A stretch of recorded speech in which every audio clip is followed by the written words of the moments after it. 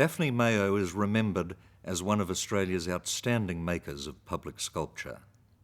In a career spanning 50 years, she completed over 30 public works, receiving her first commission in 1917 at the age of just 22. About this time she worked with monumental masons to gain experience in stone carving. For the stonemason Frank Williams of Ipswich, she carved an altar panel for St Mary's Church and a soldier statue for the War Memorial at Booval. Mayo might have regretted this work later, when she wrote that our Australian civilization would be considered very backward if judged by the crop of stone soldiers that sprang up after the last war.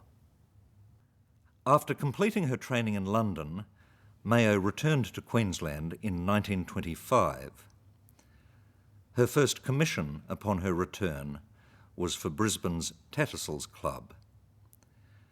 This set a pattern for her future work, as it was a classical revival building requiring embellishment and which boasted the use of local labour and materials. In 1927, Mayo was commissioned to ornament the new City Hall, Brisbane's grandest building. For its tympanum, she created a group representing the progress of civilization in the state of Queensland. It was a massive composition measuring 16 metres across, carved in Helidon freestone. In the centre stands the robed figure of the state, her arms outstretched as she protects her people.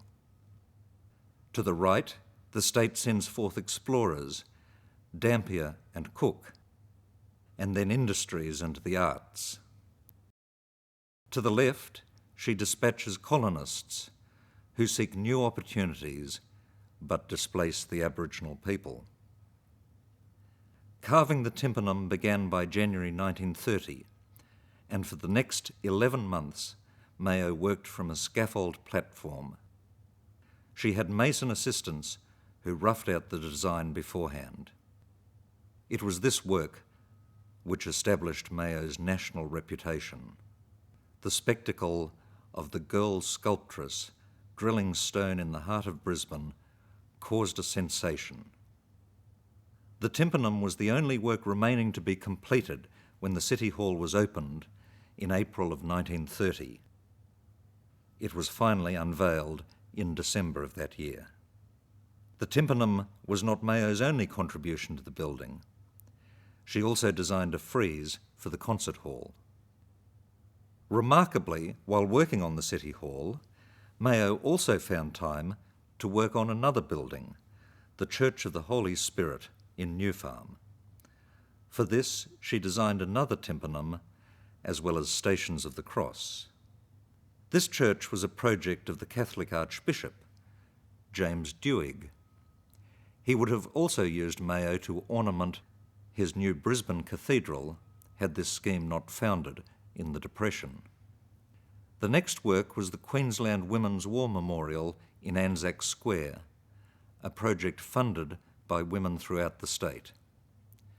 Mayo created a solemn military procession into which she incorporated her own grief.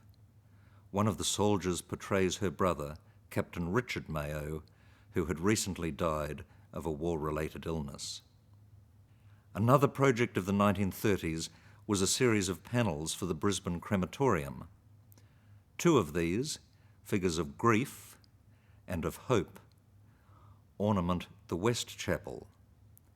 Another figure, sowing the seed, graces the columbarium. Though Mayo left her mark in Brisbane, her work extends as far afield as Hobart.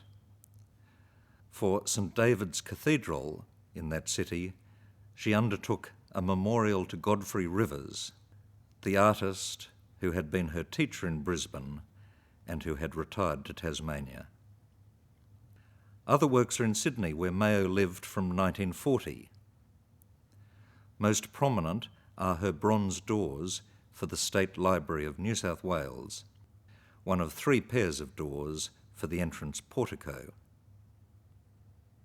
and there is also this memorial for the King's School at Parramatta. Later still, Mayo developed an association with Winton, the town in Western Queensland famous for its connection with the song Waltzing Matilda. She designed a series of door panels for the new North Gregory Hotel, and later added an iconic statue to the town's streets. In 1961, Mayo embarked on what was to be her final public sculpture, a statue of Sir William Glasgow for Brisbane. This proved to be the hardest task of her career due to its size and the difficulty of achieving a posthumous likeness. By then she was exhausted by sculpture, vowing that she would rather dig potatoes or mend roads than produce another work.